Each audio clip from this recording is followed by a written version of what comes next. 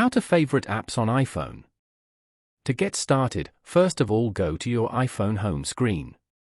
Over here, long press on any empty area of the home screen until the icons start to wiggle and a minus sign appears on each app icon. You can now hold and move the apps and place it anywhere you like on your home screen. You can change their positions along with the pages that they're on. You can also group them together into one folder if you want. For example, Games.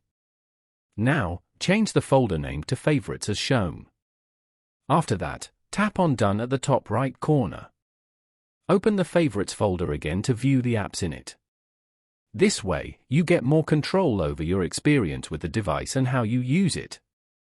Following these steps, you can easily favorite apps on iPhone. Thank you for watching. Please leave a like if this tutorial helped you, or leave a comment below if you have any questions related to the video.